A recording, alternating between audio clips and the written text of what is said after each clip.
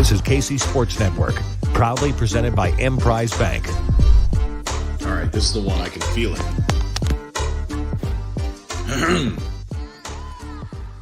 Podcast. The first and the best Chiefs podcast. Real ones know the show is called Amateur Hour. The Amateur Hour podcast is now airing on KC Sports Network. Ryan, Scott Hall, and HisDirkness are back again. We've got football, friendship, and fun. All these shows, we're still number 1, season 12. Oh, wow, here it comes. Welcome, my friends, to Amateur Hour podcast. Man, I can't hit that note right. Podcast! Is that right? Well. Don't worry, nobody's listening anyway. What is this, Amateur Hour? Yeah, I ain't no Superman businessman like you. You know, I'm just an amateur, I suppose. Amateur Hour Is what's happening. Amateur Hour Is what's happening.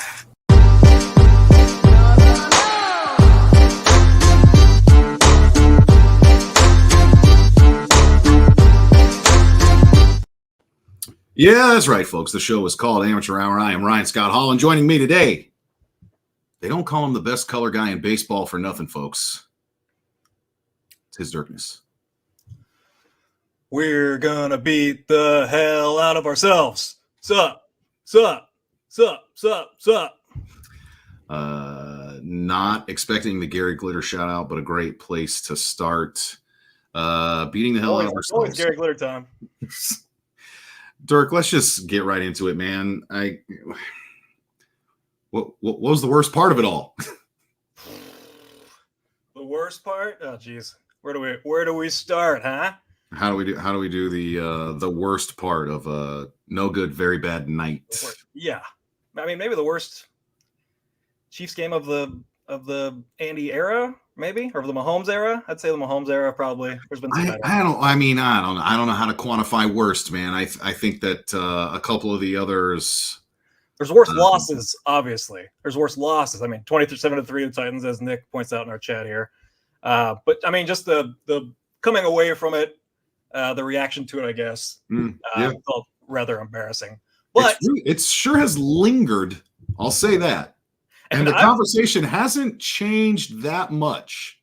Oh, that's interesting because my feelings have changed a lot from Sunday. Same. And I was very embarrassed to. I feel quite differently now. But to the question, you asked the worst part. The loss sucked. The call sucked. The reaction sucked. But the worst part for me was those 3 plays following the penalty, because that was still a very winnable game. You know, you just have to get in field goal range, and they're hovering around midfield. I'm going to try and pull up where they were exactly.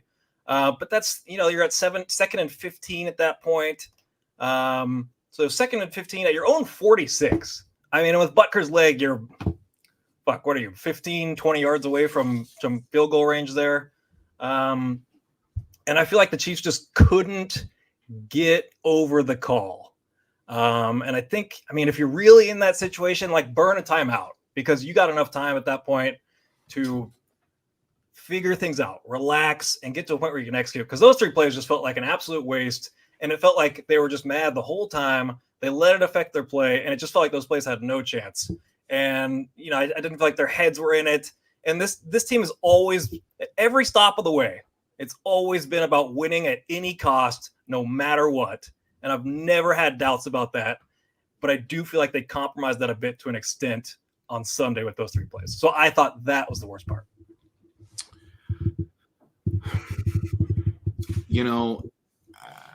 It's interesting that you bring up those plays. I assume you've heard James Palmer. Yeah.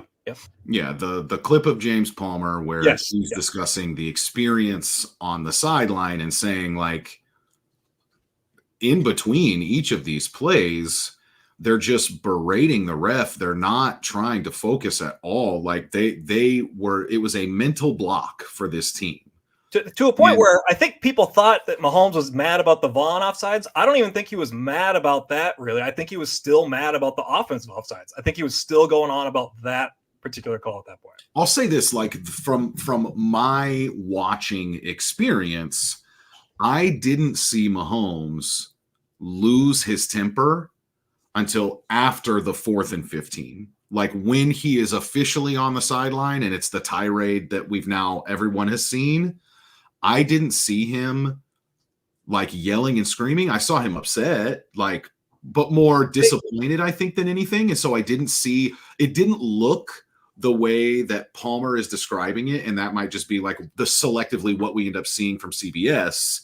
But I didn't notice it until afterward. And so I'm like, well, man, they really kept their composure until they didn't, is kind of how I felt in terms of the reaction to the play, where I was like, that's really delayed.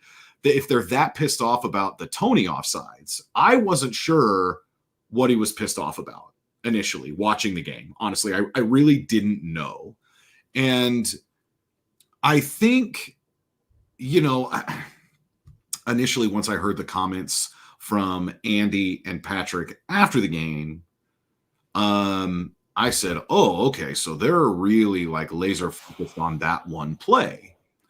And I was mostly, I think, just kind of hoping like, let's just get past this news cycle. Like, I don't necessarily, he was offside. I've seen it. Like it is what it is.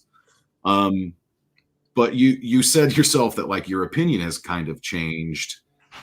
And as I've started seeing all these different things rolling in, do you have the number of plays that Andy Reid has coached on offense? I don't in front of me. It was 25,000, I want to say. 25,000 something plays, and one time they've been called for offensive offsides. That one hit me. I saw Peter Schrager saying that like the last time the Chiefs were called for offensive offsides was Jeff Criswell in 1995. I'm like, man, that is like the deep, dark Dirk dungeon of names. The Andrew Wiley of his era on a good offensive line, the no-name guy on the good offensive line. I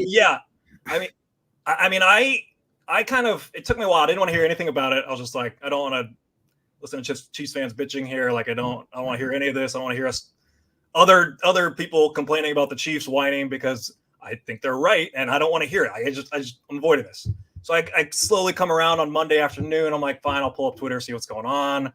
We're getting lambasted as you would expect. And I'm just kind of making jokes defending it. I'm talking about the curvature of the earth and the ref's a flat earther.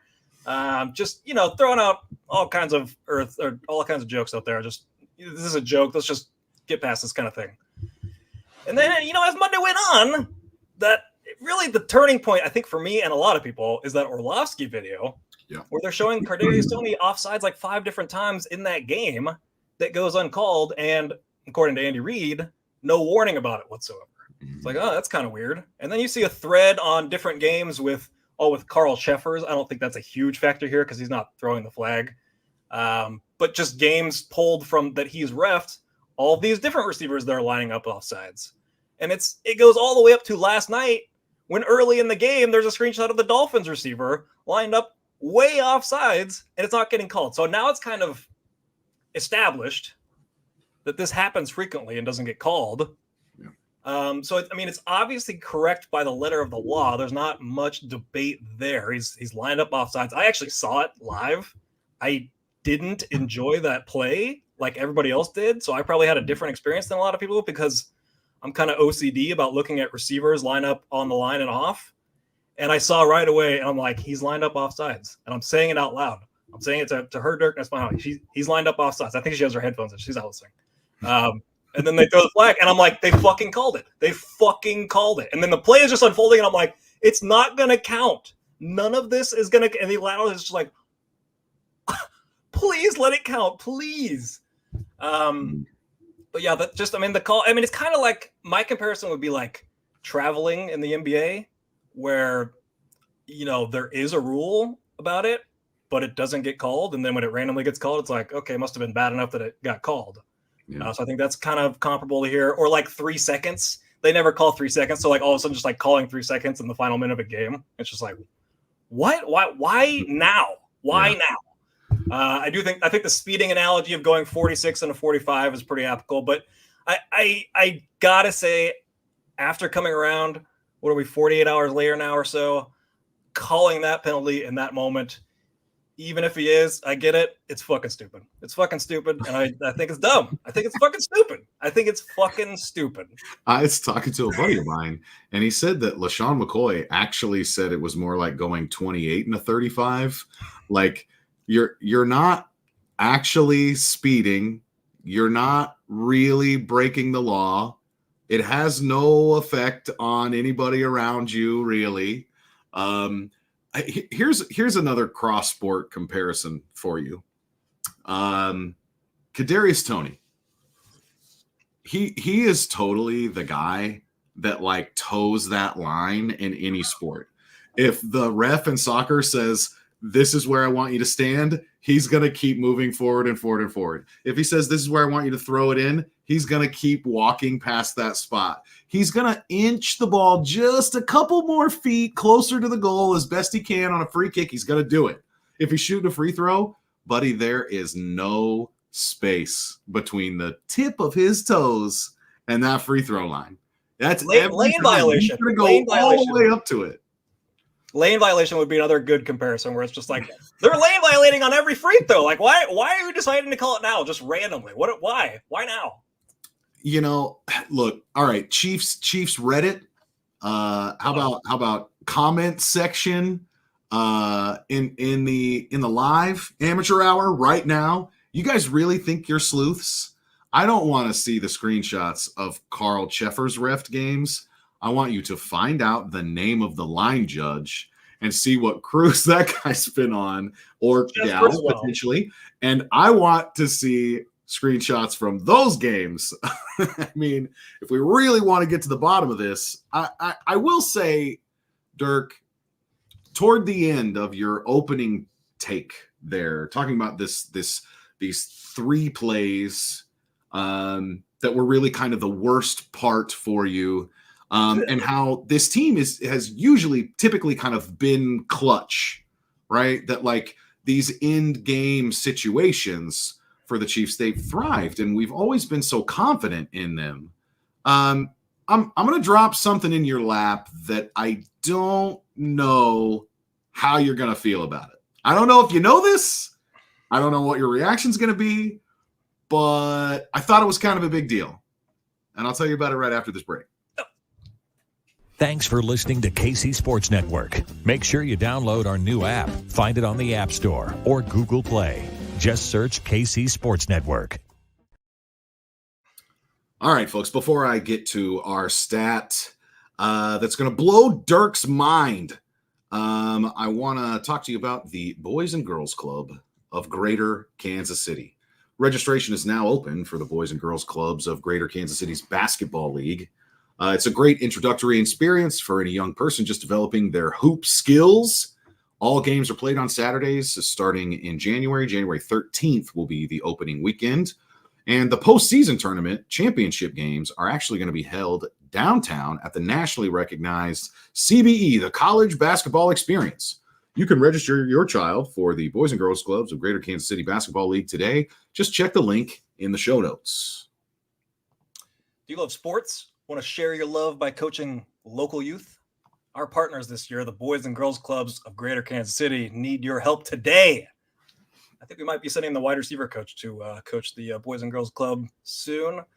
Anyways, visit helpkckids.org and click on volunteer for more information. Good information for David Embry. So, Dirk, just taking a look. We know that the Chiefs have really been like struggling to score in the second half. We knew this. What? We knew this. So I started looking at like where are the Chiefs good at scoring? And ultimately what I found out, Chiefs points by quarter. In both the first quarter and the third quarter, they are 15th in the league in scoring. Like literally league average. They're 15th. In the second quarter, are you trying to do math right now? Is that what you're doing? It's not quite literally half. It's not literally half. It's close to half. It's close to half. They're average. They're an English league average. Don't butcher literally here. Okay, fair.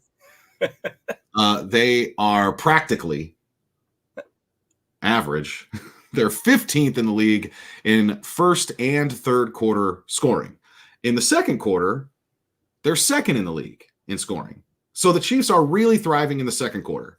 And talking to my buddy Steve, he said, I think it's this emphasis, like the Chiefs really have always been good about like closing out the half with a score so that they can try to then double down coming out of halftime.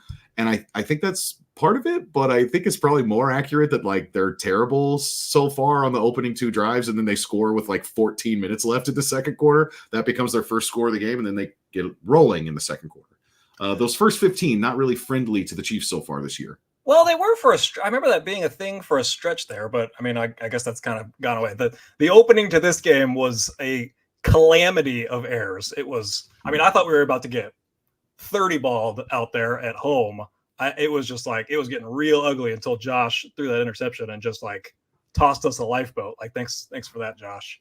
But yeah, I did notice the last 2 minutes, because I think it said we were first in the NFL in the final 2 minutes of the first half during this game. I think it said that during the game, okay. Which I wanted to compare to like our second half scoring in totality. And I was like, man, we've almost scored more in the last 2 minutes of the first half than we have in the entire second half for the season, which would be pretty funny. But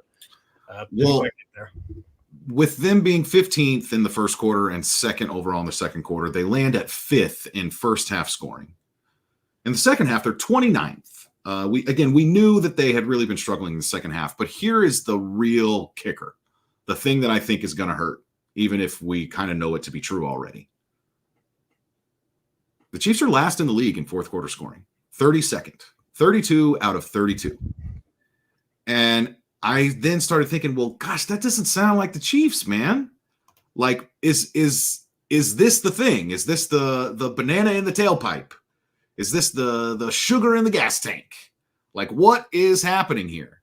2022, fourth quarter scoring, the Chiefs are 7th. 2021, the Chiefs are 9th.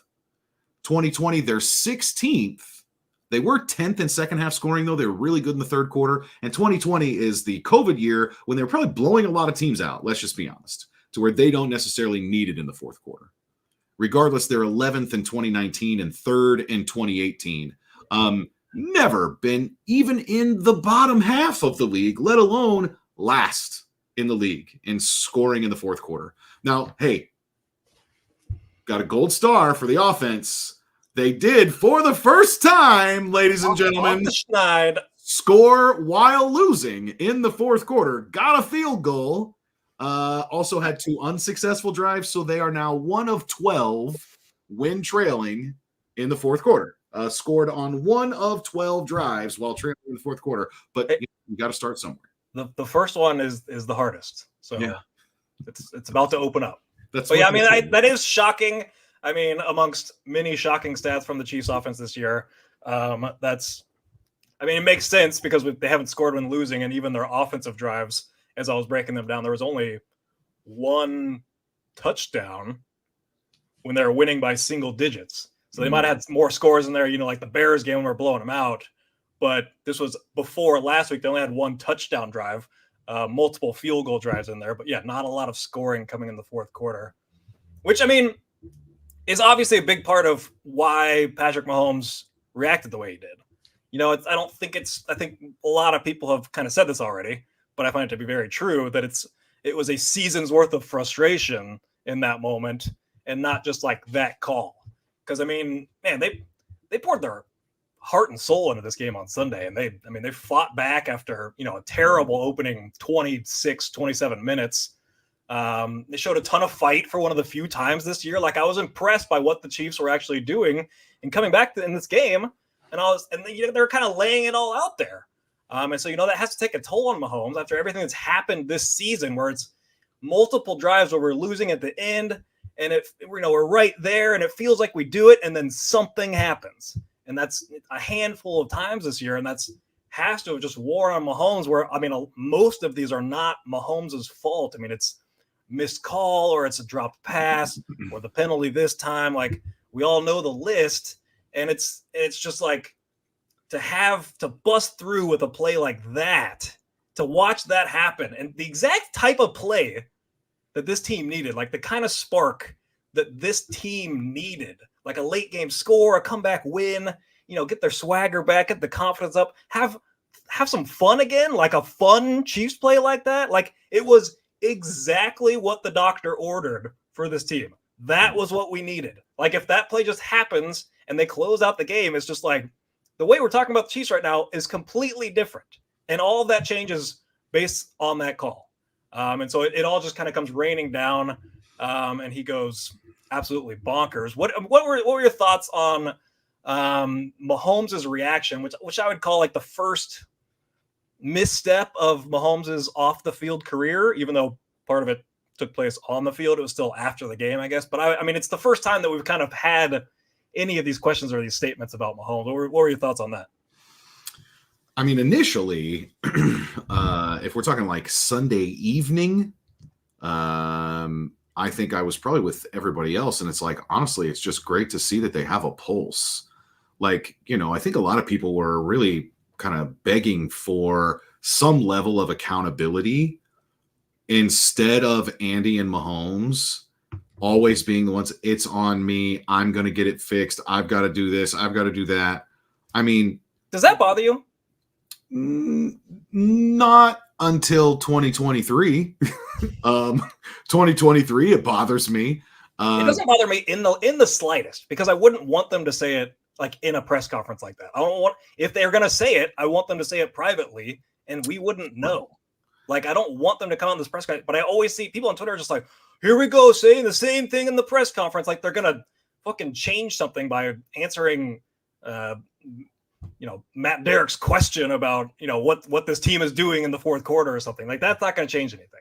So, but let me ask you this. I think that I cannot remember who it was that sent it out, but they put like a side by side of Bieniemy when the Chiefs were screwing things up and him basically demanding accountability, and then like Matt Nagy kind of just brushing it off like, we're all professionals, it is what it is, mistakes are going to happen, kind of like MVS did. And I know you said you were team MVS, and his response to the reporter, I think it was the wrong question, honestly.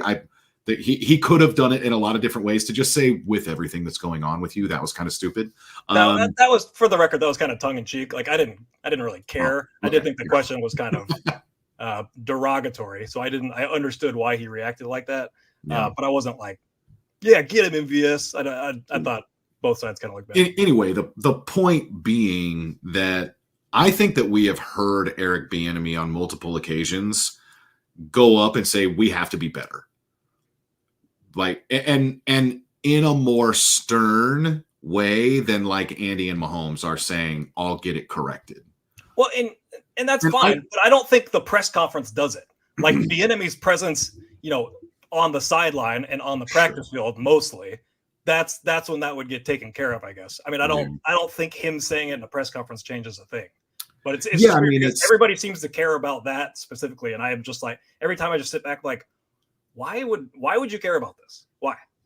Well, because I mean, really, at the end of the day, like, what are you gonna get? Like an all-timer sound bite? You're gonna get Jim Mora, diddly poo. That was pretty good. That was pretty good. Like, if they're gonna say that, I'm down. You're gonna get, they are who we thought they were. You're gonna get like some of these all-time tirades, which are fun. Yeah, we play to win the game. You know what else happens? These coaches get fired in a year or two later. That's what happens. Right. I mean, Andy and Pat are coming from like the Ted Lasso school of coaching. The like, I am going to essentially worry about trying to manage these people in as friendly a way as possible, and public scrutiny is not going to happen. I mean, if I can like strain the analogy a little bit, for those of you that have watched Ted Lasso in great detail, the way that I have, almost obsessively, then you'll know that when Jamie Tart gets benched, they ask Ted about it because it's this huge story. And they're like, what's he going to have to do to get back on the field? And he says, well, Jamie knows what we need from him. Not like anything other, oh, well, he's got to do this and he's just been terrible. And I mean, he could have gone really far, but he's still covering for him. Jamie knows what we need from him. And I'm sure that he's going to get there. It's fine. And so I think that Mahomes and Andy providing cover for their guys is probably the right approach. I would say I'm not necessarily bothered by that, but I do think that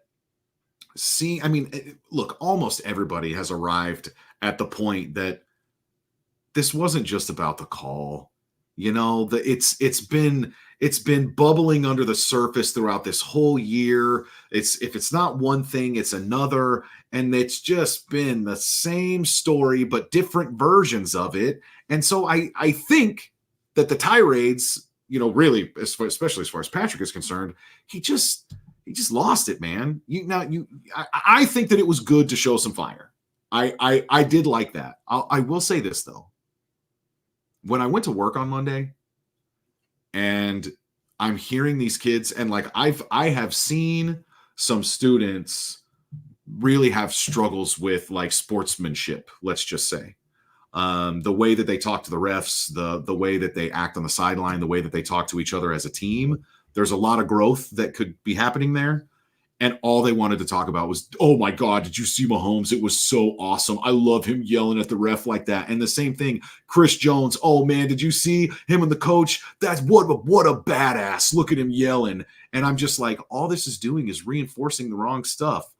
And then when I get out of school on Monday and I hear Mahomes on Carrington's show, and he goes through and takes responsibility for every one of the steps and saying, literally like exactly what I want to hear from him, which is I'm not setting the right example for kids. I really appreciate it. And you knew that they were going to walk it back a little bit. Did you teach them? Did you teach them the lesson? I'm Here's actually doing that tomorrow. Yes. Yes. I am going to show them that like really accountability does matter. I mean, the thing that I really appreciated about what Mahomes ended up saying was especially the part about Josh Allen. Like I didn't handle this right, whether it was on the sideline or after the game with Josh, like every step of the way, I just let myself down. I can't react that way. And the thing with Josh Allen was like the hardest to watch. Yeah. Because that was just like, I mean, the video looks just like horrible. Like they just go up to each other and then he's just like bitching about it to him. It's like, okay, cool story. But him and Josh they're buddies. Yeah. Like I truly think that Josh Allen would have like asked him about it. I don't think like Josh Allen is walking up and being like, hey man, good game, bro. And he's like, fucking offensive offsides, worst call ever. I don't think that's what happened. I think Allen came up to like, dude, what did they even call there? Like, I didn't see it or something like that. Yeah. Like if we could hear Josh Allen, I think it would provide a lot of context there instead of just Mahomes walking up to him and bitching. But yeah, just in general, I mean, complaining about the refs is total loser behavior. I get that. I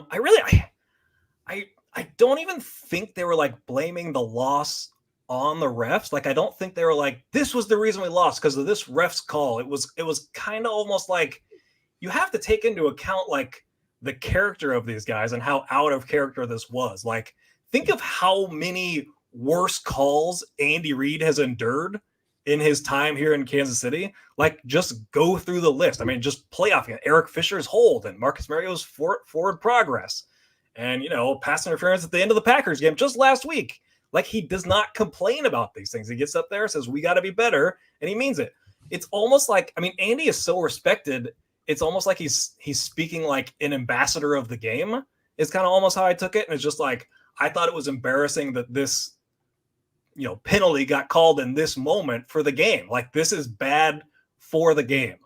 And I've kind of come around and looking like that. Maybe that's just like rationalizing to the furthest to street. But because I think complaining about the refs is it's incredibly lame. And if it was just Andy and Pat that were saying things, I would have thought that was a lot better instead of like, we had Jerick McKinnon saying something. We had Jalen Watson tweeting something. We had reports about the whole locker room was buzzing about it. Like, I don't want that to be like, the full, message coming from the locker room. I thought it would have been better if it was just like, Andy and Pat kind of speaking on this, like, this isn't good for the game, because I think Pat truly believes that. Like, he wants players inside the games, and I'm totally with him. I'm 100% on his side. Like, the things he was saying make a lot of sense. The problem is he's saying it after that call at the end of that game, so it just comes off like he's bitching about the loss. Well, and here's the thing though. Like, is there value in Andy or Pat stepping up to the microphone and being out of character? And I think that there is, because to me, I mean, look, this might have just gotten like forgotten because this season has been an absolute marathon. But, Jawaan Taylor in game 2 or 3, he got flagged 5 times. And Andy goes up to the microphone and he's like, I guess he has to get closer to the line of scrimmage than everybody else, but we're playing football, man. He criticizes the refs. I don't know if Andy got fined for those comments, but he basically was like, drop it already. We get it, right? And I haven't seen the refs really treat any other tackle the same way that they have treated Jawaan Taylor. But I also think that the penalties on Jawaan Taylor, certainly they've cooled down from the beginning of the season. There's no more illegal formation. It's just, now it's like the false start thing. I mean, the illegal formation hasn't got called since week 2 or 3 or whatever it was. Right. And so I do think that there's an impact there. But that's just a great point, because that's something that Andy feels is like a true injustice. Like, he's not saying it just to complain about the refs. He's saying it because he thinks this is a true injustice in the game, and he wants to bring attention to it, which is what he wanted to do this week. Yeah, I mean, he wants to preserve as much of the game that he loves as possible. I mean, he's a football purist, and it's like, don't get in come on. He's been playing this way for 4 years. So has every other tackle for the last 10 years or something. I think that it did move the needle a little bit. The where it doesn't really transfer, at least as far as this play is concerned. Yeah, sure. I guess they've called it more times this year or whatever, but like, it's the first time it's ever been called since Andy Reid has been a head coach. So like, what's going to change? And I think maybe the only thing that we're looking at is like larger wholesale changes. When Andy says this is embarrassing for the National Football League, that's something that you guys never call, that you give us all these warnings about, and then you suddenly don't go through that process and it costs a team a game, you need to figure it out. This is not on the Chiefs. This is on you. It's a consistency issue. And so I think that whenever they sit down with the competition committee this offseason, like, that's probably the cry from the coaches. And that may be the same thing every offseason. Just call it both ways, right? Just if you're going to assess a penalty, assess it evenly. But I don't think, at least as far as this one particular offsides thing is concerned, there's not like next week they're definitely not going to flag him for it. Like, honestly, I think they might even be watching the Chiefs more closely, where Toney is really going to have to watch his alignment for the next few games, and especially in the fucking playoffs. I really thought we were going to get a call on it last night at some point, just to like, no, see, we do call this. Right. Let's legitimize it here. But shit, I lost my thought. Well, Nick Dynamite drop in. Yeah, for all 10 snaps of Kadarius Toney, he's really going to have to watch where he lines up. Yeah. So they've called it more this year, but that's they called it 11 times, I think. But 8 of those have been on the offensive linemen in tush-push plays. Like, that's the reason it's getting called more, because they're looking at that play closer. And so it's only getting called 3 times on non-linemen. So one was Toney and 2 other guys this year, and then twice last year and once the year before. But it's kind of like the play clock thing. Like, they started this rule where, the play clock hits 0 and then it takes another second for them to flag it. And they seem to think that's the best way to do it. And then I see like there was a random game, Trevor Lawrence was complaining because they flagged him for delay of game right when it hit 0. And he was like yelling at the ref, like, no, we get another second after it hit 0. And it's like, this is fucking stupid. Call it at 0. Like, why would you make it a second after 0? That doesn't make any sense. So, I mean, I know. I think complaining about the refs is lame, and here we are kind of complaining about the refs. It's more about complaining about, like, the system, and because, perfect refs don't exist. There's going to be mistakes all the time, and I can get over bad calls. Like, I got over the MVS missed PI call very quick. Like, okay, should have been called, didn't get called. That sucks. But when you're looking at like systemic problems, I think that's kind of where Andy's got mad about it. And it's kind of where we're going with it, I think. Well, and I just to really drive it home, as Nick Wright usually does, find the finest way to put a point on it. The offsides on a wide receiver has been called 5 times in the last 3 years.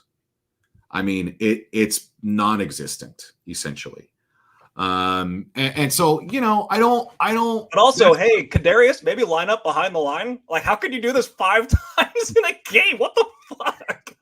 Told you he toes that line, man. Toes on the line. And it's like he points to the ref. That video comes out, and it's like he points to the ref before he's even set, and then takes like a full step forward. Never looks for confirmation or anything. Like, it's a horrible job by Kadarius Toney all around, which is not all that surprising, I guess. Can we? Where do you want to go? I just want to not talk about penalties anymore. Oh, okay. Let's swing this into something that I think we should talk about, because we have not gotten into this guy. But I think it's time to talk about the receivers coach. I think the day that everyone started, is it David Embry? Is that his name? No, Connor Embry. Connor Embry. Oh, shout out to David Embry, whoever that is. Connor Embry. Probably his dad, who helped get him the job. Yes, a guy that has coached in the NFL. Probably the head of the Boys and Girls Club, but we're just gonna trash here. But anyways, we didn't really talk about it. I think this press conference came out on like a Wednesday, so it was like the day after we recorded. I honestly thought the press conference was like less than nothing. Like, I didn't think anything of it. I saw a bunch of people freaking out. Obviously, I don't care about press conferences, is the motto of this show. But that's not an endorsement of the guy. That's not to say he's qualified for the job or he's done a good job, because the wide receivers this year, I mean, this is fairly obvious. They have been a disaster. And it's just like stupid mistakes, which does point right to coaching. And it seems like every receiver has taken a step back and gotten worse this year. We even went through a period in this game where it was like, I want to say the second quarter, like Mahomes is just throwing incompletion after incompletion and just like staring down his receiver or mouthing off to his receiver after each one. And it just seems like the receiver's not running the route the way that he expects. And it's just like, it happened again and again and again, amongst the drops. The drops are just like concentration, poor hands, that kind of thing. You can kind of almost get over that. But these stupid mistakes, they're running the wrong route. It seems like 5 times a game where they're just not on the same page. It's insane. Like, I don't understand how it can be happening that much, especially when most of these receivers were here last year. It's not like a brand new the brand new receiving core was last year. That was the time to see all these mistakes. Why are we seeing all these mistakes with the receiver running the wrong route constantly? How is that happening again and again? I don't know who else to point at other than the receiver coach. I think it's a little bit more layered than that, because to me, it seems like, in hindsight, a bad build, because what the Chiefs did was lose Juju, who was a proven professional receiver. And we can talk about the numbers and say that Rashee Rice is basically on pace for Juju's numbers. And I think he's been great for sure, but, not exactly a technician as a rookie. No, he has mistakes too. I mean, he had a couple in this. I mean, the fumble, obviously, but then the route in the end zone that he doesn't quite run correctly. He had a couple last week that I talked about. Like, he's up there too, but he just has like the talent that he could makes it worth it at least. Sure. But here's the thing. This is what the Chiefs actually did in the wide receiver room. They did replace Juju with a rookie. It's a very like for like replacement in a lot of ways, but not in some of those finer detail points.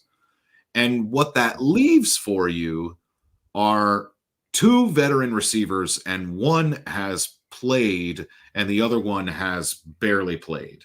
The one being MVS and the other being Justin Whiteson, who has, maybe played a few hundred snaps on offense. I know that his numbers on offense last year were bigger than you might think, but he got targeted 15 times last year, maybe total, right?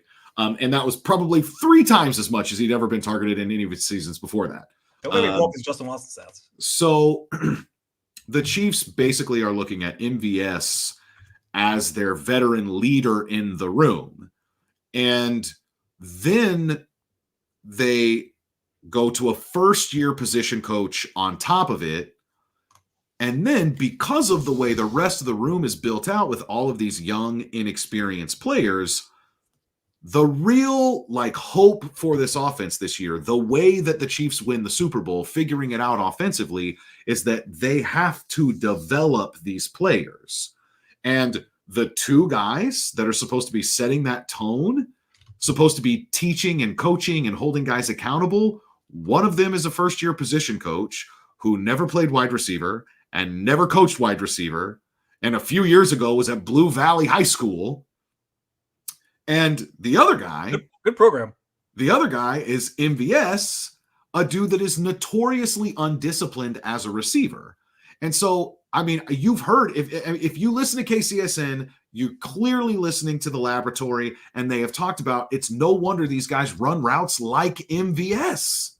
The way that he rounds things off, the way that he drifts, the way that he's not precise when he needs to do this, that, or the other. There are some positives from MVS. He has been a great run blocker. He's done really good on rub routes to get guys open. There are some things that he's doing. But if you look at yards per target is kind of a hard one for me to find, but I was just thinking about how many yards does he have and how many snaps has he played? Yeah. I mean, he and Sky Moore have got to be in the absolute dregs of the league, bottom 10 or something, because they're out there all the time and they're not producing anything. And I do think that a lot of it may fall into coaching, but I think it's just they just did too many wrong things. It's not bad to go young. It's not bad to go young at coach or at the position.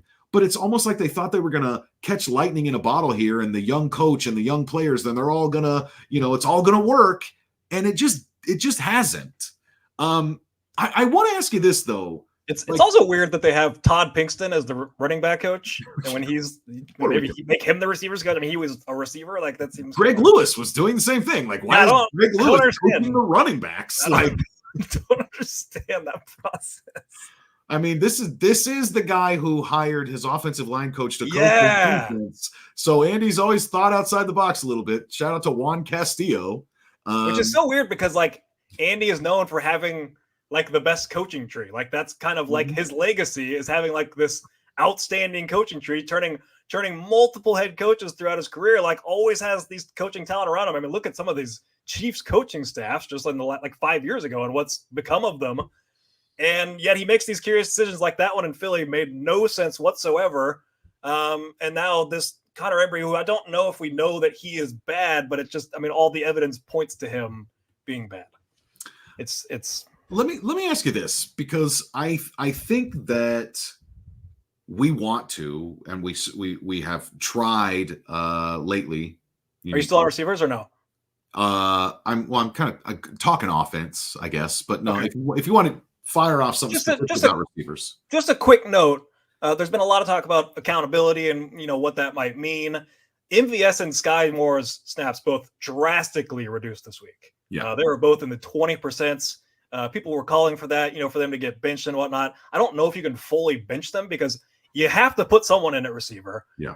But they are at least taking steps to, really pushing Rashee Rice out there to the point where he fumbles and they go back to him on the next offensive play and just give him a quick screen to get his game going. They seem to have known, they know at this point, people have been calling this for a long time, but you got to feed Rashee Rice as much as possible. And if MVS and Sky Moore aren't going to produce, you got to take their snaps away, and they're moving towards that. So just a bit of a sigh of relief for people in that facet. I mean, for a lot of us thought that Sky Moore was going to be the wide receiver 1 on this team, but worst case wide receiver 2. And he's certainly gotten the snaps to legitimize wide receiver 2. And I just want to point out, I dropped this kind of late on Sunday night. On fewer snaps and targets, Noah Gray has more catches, yards, and touchdowns than Sky Moore. And all of those numbers are very, very close, but it's basically that Sky Moore and Noah Gray are giving you the same level of production. It's ridiculous, man. And I do like Noah Gray, but our second tight end is playing 50% of the snaps, and Sky Moore is not out producing him, I mean, that is a major indictment on whether you want to call it the draft pick or the lack of development or whatever. I don't know. But let me ask you this. I know that we think that the defense like sets the tone, right? We really think that this is a defensive football team. They've been down 14-0 in each of the last 3 games. And I think that with a struggling offense that is not explosive and frankly isn't all that patient either, they want to be explosive, but they're not able to get there. It's the defense is putting the offense in really bad positions the last 3 weeks. And I do not want to say anything negative about the defense, but I don't think that's helping. If we want to talk about complimentary football, you can't get in a 14-0 hole because you don't get stops on the first 2 drives while your offense is trying to figure it out and get going. Yeah, and I mean that kind of lends over into like the lack of production from the offense or the lack of scoring, because you're seeing these long drives because the Chiefs aren't having explosive plays on offense, so they're having to drive the ball a long distance to score. The defense is giving up long drives on the other end, so the game is just getting shorter and shorter for each of these games. But yeah, the slow starts, I had the same thing in my notes. So Buffalo has 2 touchdowns in their first 3 drives.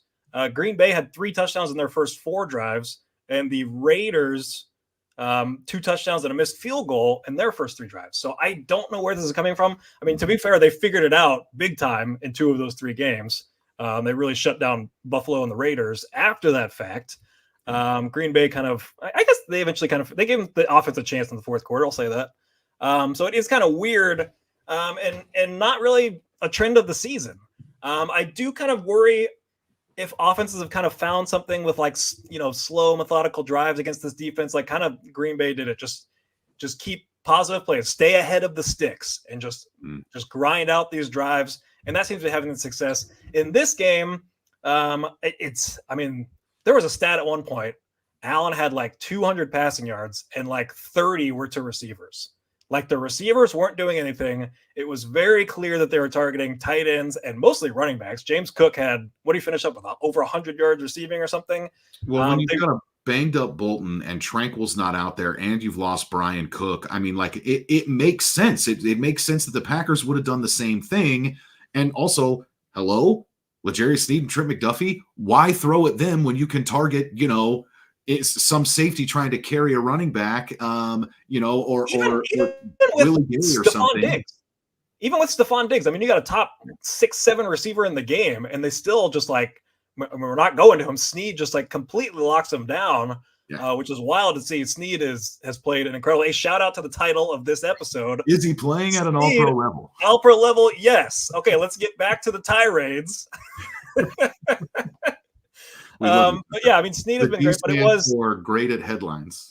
It was a very concerted effort by Buffalo to attack specific players. It was a bad game for Bolton. First game back from the injury, not his strength covering running backs out of the backfield like that. I think we missed Tranquil in a big way. I assume he comes back before playoffs or anything like that. I don't know what they do snaps wise with them. At this point, I'm in favor of playing Tranquil over Bolton. I think I have gone that far. I would pick to play both of them. I hope that's a possibility, but I don't know what they'll do. Do you think they'll go like part-time? They'll split time between the two? Bolton was starting over him to start the season. Like when both of them were healthy, I think it was Bolton's job, and Tranquil kind of did spot duty. I'm going to be a little concerned if Tranquil comes back and he just stays on the bench because he's too good of a player to not have out there on the field. I don't think that Spagnuolo can legitimize to himself, like, if I have a healthy Drew Tranquil, why would he not be out there? Like, I just don't see that. I could even see in some single linebacker situations, I'm just going to put Tranquil out there. I don't totally know how that's going to shake out once they're both healthy. They could really use a few more plays. And when I say plays, not necessarily snaps, but actual plays from Willie Gay and Leo Chenal. I think that both of those guys, the pace on them has really slowed. Neither has really felt like they've made a big impact over the last few weeks. I do think Willie had a really nice game in there, maybe like against the Raiders, maybe. I just think about this. I do think it's important to kind of steer back and look at what the defense is doing in totality, though, because despite the fact that they've allowed 14-point leads in the first half over each of the last 3 games, the team is still 9th in first half points allowed. That they are doing very, very well in the first half. They're 7th in second half points allowed. They're basically top 10 in all 4 quarters. This defense is fantastically consistent week in and week out, quarter in and quarter out. One of the things that's most impressive, I mentioned that the Chiefs are 32nd in points scored in the fourth quarter. Somehow, despite the numerous opportunities that the offense is giving other teams between their turnovers and their inability to actually gain first downs when the defense gets a stop in the fourth quarter, the defense is still 8th in fourth quarter scoring allowed. I mean, they just keep giving the team chance after chance after chance and keeping them in the game. And that is where I think everyone, including Patrick Mahomes, is getting so frustrated, because the defense is just begging the offense to step up to the plate, and they can't seem to do it. Buffalo, 5th in the league in scoring. They were a full touchdown underneath their season average, and the Chiefs can't capitalize. The defense continues to do their job, and the offense is coming up short, man. Yeah. There's not. I mean, they came through in a big way. Like I was very worried about them early, especially with like that play. Josh Allen ends up scoring where it's just like, we got guys in there, and we just get pushed the hell back. I almost said push the shit back. That's a weird phrase. They got pushed the shit back into the end zone. That was kind of an embarrassing play. And it's like, oh man, like our defense looks like they did before this year. Like we reverted back to being like an average, maybe below average defense, but they responded in a huge way. Interception, get a stop at the end of the half, field goal, punt, and then a field goal towards the end where the Bills take the lead. That's a job well done after the fact. That's fine. It's just weird that they're coming out in games and giving stuff up like that. I feel like I'm worried about them coming back down to earth because, like I talked about with them staying ahead of the sticks, takes away the biggest strength of the Chiefs defense, which is Steve Spagnuolo dialing up the blitzes on third downs. Like that's the strength of this team. We saw it at one point this week. Probably in that third or fourth quarter at some point, but you saw the blitz, get the Josh Allen, confuse him. My God, man. So many free pass rushers in this game trying to tackle Josh Allen. That dude is untackleable at times, it feels like. My God, what a machine. I tweeted this. I would be furious if I was a Bills fan, because all of the talk after that game was about, the call and all this, Mahomes frustration, Andy Reid saying this. When that Josh Allen play on the sideline was absolutely incredible. And I kind of went through the drives there. The Chiefs have another stop if they don't, give up that catch to on that play when Josh Allen's fading to the sideline. So that's on third down. So if they just get the stop there, then they shut him out the rest of the game. And I think there's a question whether he caught it or not. I thought he did actually catch it. I was kind of surprised. Every single person I saw on Twitter kind of thought that he didn't catch it. It just came out so easily. Like when it's like he was kind of coming to tuck it away, and he just dropped it. I mean, he clearly took enough steps, but I just didn't know if the ball was ever really secure. And that was the thing for me, was like, at what point did he really show that like, this is mine? Because it seems like he's going to actually get that in there high and tight. I think it's the process of tucking it, like catches it and it comes out in the process of tucking it. So it's established control. I don't know. They seem to be convinced with the 3 steps thing. I don't know if that's the total rule. It's all kind of blurry in there, which there's no way to make it black and white. So it's always going to be like that. I mean, I thought I didn't think Kelsey's was a catch either, honestly. I thought that would be real incomplete. I was kind of shocked that they overturned that one. I think I might have figured out the problem. And we're going to talk about it in our final segment right after this break. Thanks for listening to KC Sports Network. Make sure you download our new app. Find it on the App Store or Google Play. Just search KC Sports Network. All right. So, Dirk, I've really been trying to think about like where I'm at with this team. How can we talk about them with 4 games to go? What do they need to do? What do they need to accomplish? And here's where I've arrived. I've got a really fun analogy for you that I think is perfect for amateurs everywhere.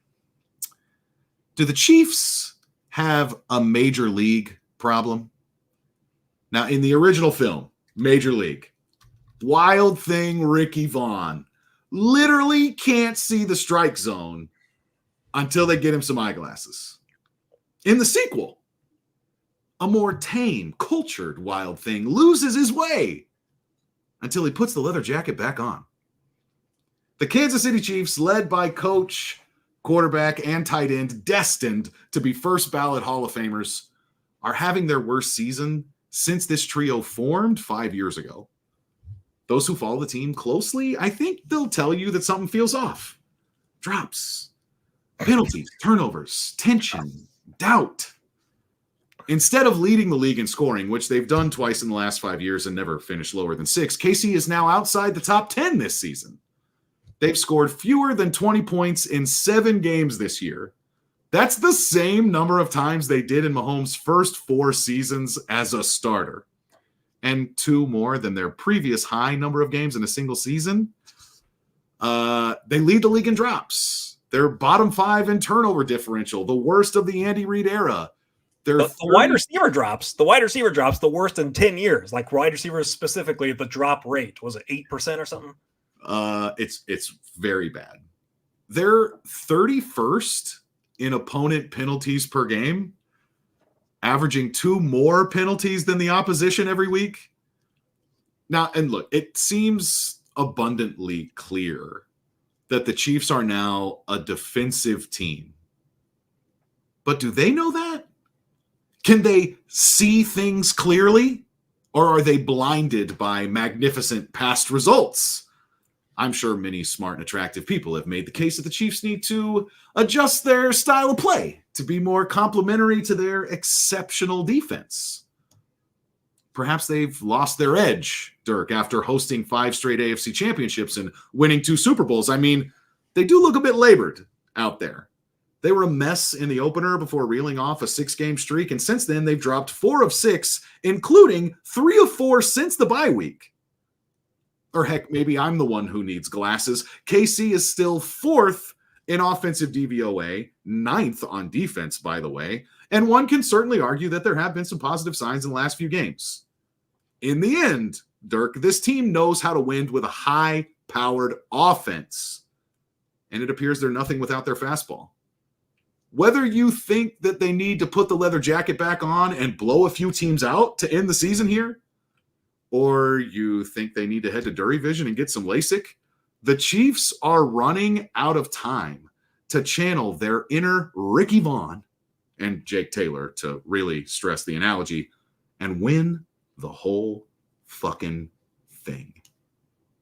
That's where I'm at. I can't decide if it's an original problem or it's a sequel problem, but we are looking at a team that either can't see what's going on or simply needs to put the leather jacket back on and go out there and start scoring points. They got to figure it out, man. You cannot be last in the league in 4th quarter scoring and win a Super Bowl.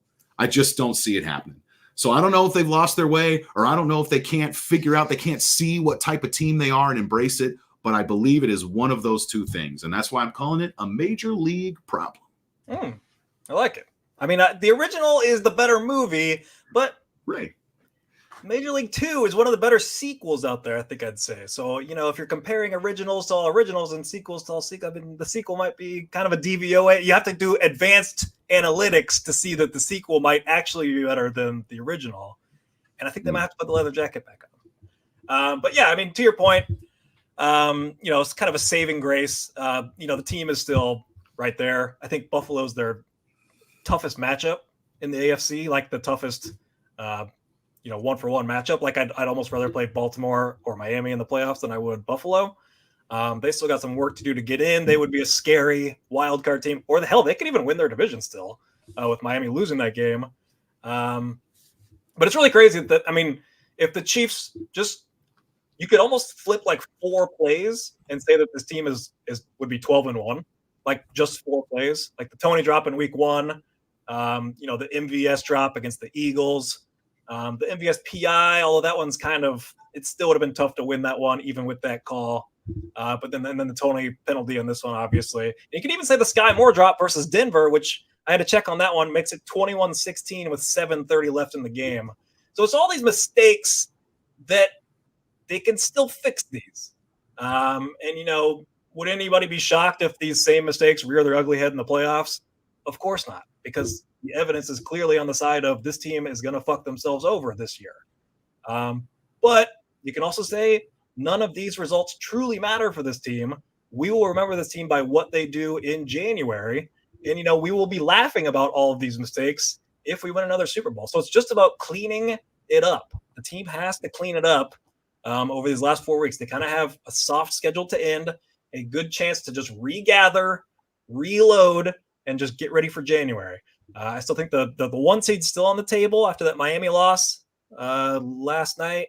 Baltimore's and Miami's schedule down the stretch here are very tough. The 2 seeds definitely in play if the Chiefs just take care of business, which is sometimes harder than it should be, kind of thing.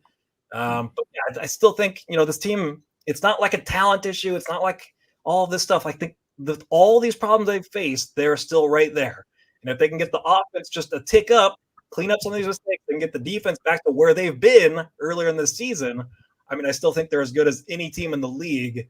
Maybe a step below San Francisco, but I will take that any day of the week. At this point, I'm focusing on the AFC. And so they're right there with everybody. If they can just get out of their own way, get out of your own way, figure it out. Do you feel any type of way about a true business trip to Foxborough, noon game against the lowly Patriots, coming off as pissed as you've ever seen Patrick Mahomes? Does this feel like it really could be a launch pad? Because we have seen Mahomes go scorched earth a couple of times before, and I don't want to over stress the cliche there, but you have to imagine that the Chiefs want to just absolutely pummel the likes of Bailey Zappi and Aiden O'Connell and Jake Browning and Easton Stick, who remain on their schedule.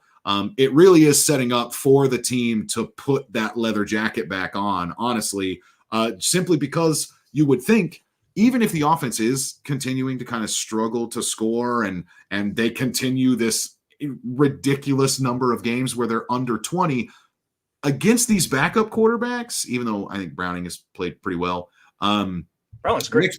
The expectation for me is that the defense is going to give them another 1 or 2 or potentially even 3 drives in a game because they're playing against inexperienced quarterbacks that Spags is just going to blitz to death. And whether it's turnovers or just getting quick 3 and outs, I think the offense is really going to have some opportunities to get going. And specifically against this Patriots team, who the defense is still going to be a challenge for them. But, dude, I think the Patriots don't have any business winning. And so I think it really is a chance for Mahomes to go out there and just be a fire-breathing dragon on Sunday at 10 a.m. California. How's that going to be? Are you looking for that? Are you looking forward to it? I love a noon game. I guess I'll wake up for it. I guess I'll set the old alarm. But no, I do think it's definitely on the table. Mahomes goes off. I did see that Buffalo made a comic about him as a crying baby today, praying that finds its way into Bobby Stroop's hands and then into Patrick Mahomes' hands. He needs to see things like that. Felt like a kind of a Cincinnati mayor weighing in kind of situation. But I do think, this could kind of bring the team together. As lame as they sounded after the game, kind of putting all this on the refs, it could bring this team to kind of together in an us against the world kind of mentality. Fuck everybody else, fuck the refs, fuck everything. We're in this together. We're this team. Sort of a new rallying cry. So I could see that as a possibility. It's also on the table that the wheels fall off. New England has a really, really good defense. If they come out and just, get up to a 14-0 lead or something like that, it's going to be tough.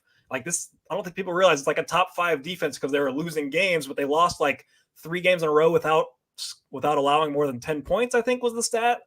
It was 26 over three games, 26 points allowed in 3 weeks. And it's a December game in Foxborough. I'm not expecting good weather conditions, so it could get nasty out there. It's just, I think anything's on the table here as far as a full-fledged meltdown.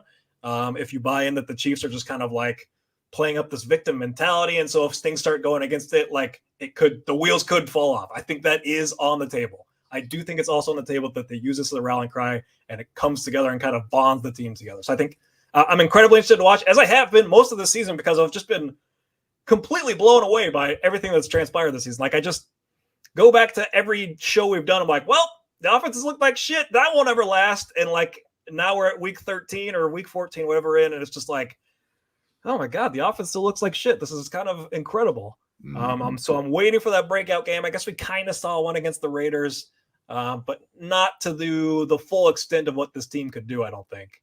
And so I think anything's on the table here for this weekend. Well, and I mean, it sounds like you're on the exact same page with our buddy Thomas in the chat out here. This is either going to be a galvanizing moment for the team, or we just completely fall apart. You know, we keep kind of looking for like this turning point in the season, and whether you want to try to, you know, point to the loss against the Bills, Mahomes' tirade, or whatever the result ends up being, maybe in New England. I do think that they are a team right now where it's pretty much like, hey guys, everything is in front of you. You have the option here to win out, while your primary opponents that are close to you in the standings have got really tough schedules. You're going to be playing 4 backup quarterbacks. I mean, like the defense and Spagnuolo have got to just be absolutely licking their chops, and it just gives the offense an opportunity to figure it out. We'll see if they do. We'll see if they do. Chiefs heading to Foxborough on Sunday. One more thing we got to talk about. Okay. We got to talk about. I'm here for it. If Kelsey's lateral had gotten deflected, there's no penalty on the play. Kelsey decides to lateral it when we're in field goal range, and it just because there's the guy that kind of goes up and like tries to deflect it. There's a chance it hits off his arm and just shoots back like 15 yards, and you have 22 players all scrambling for this lateral, and it's like, Kelsey, what in the fuck are you doing? We're already in field goal range. Like, we didn't need this. Like, it was very unnecessary, very awesome. I love that this is a part of Kelsey's game. Like, he's done this, 5 times now in a game. Like, nobody else in the NFL is even trying this, but to do it in that moment, like, I keep kind of laughing at a potential world where that gets deflected, and the gasp of Chiefs fans just like, oh, what is he doing? I think that would be a wild ending to that game. Yeah, I think I heard someone asked Kent and Maddie last night, like, how is the Chiefs season going to end? Like, what's the thing that's going to piss us off? And they said they're going to try it again, and Toney is gonna like fumble it, and it's not gonna work this next time. If it flies backwards, you just have the offensive defensive line all just mowing towards it. It's just a 22-person scrum to get to the ball first. Like, oh man, everything about that play. I'm so mad I couldn't enjoy it. I was mad when it happened. I was just like, even if it counts, I'm going to be mad now because I saw the flag and I didn't celebrate like while it was happening. I would have been mad that it happened and I didn't get to celebrate. So I guess I didn't get quite the disappointment of everybody else. So it worked out better. I was sitting on the couch with my wife, and I'm like, Z, honey, did you see what just happened? I still didn't know that the flag had happened. I was like, did you see that? And she goes, yeah, No, I didn't. No, I did not. I did not see any of that. I'm like, you should watch the replay. And then they start that. Then there's the flag, and then there's this, that, and the other. And I'm like, oh, fuck, doggone it, man! Like, just that's a heartbreaker. I think that you really nailed it when you talked about like it being exactly what they needed to have this super fun and like exuberant kind of ending to a game, give the defense an opportunity to go out there and shut down Buffalo with about 1 minute and 20 seconds remaining. But like just the high for the offense coming off. Look at this thing that we just did. We look like ourselves. They did it. They overcame it. It just that would have been ideal. And the narrative right now would be like the Chiefs are going to get the 1 seed again. Nobody wants to play them with this defense. Like everything changes not like from a team sense. The team still does everything the same. Just that call gets made, and it changes everything into full blown panic mode here. Yeah. I That's what makes football great, by the way. Football's the best. Football is the best. We used to say here on Amateur Hour, life doesn't matter, sports do. I think that life matters. There's a little bit more to life than sports. Yeah. But sucks. Life's getting more important. That sucks. It is, but that's what happens when you win 2 Super Bowls. You can start to let go a little bit. You can start focusing on life. I got a job after that. As soon as we won a Super Bowl, I really got to work. Really gave me a lot more free time to be able to focus on, I don't know, being a contributing member of society. The stupid shit of life. Folks, this has been Amateur Hour. I'm Ryan Scott Hall. He's HisDirkness. The Chiefs play the Patriots at noon, finally. Foxborough on Sunday.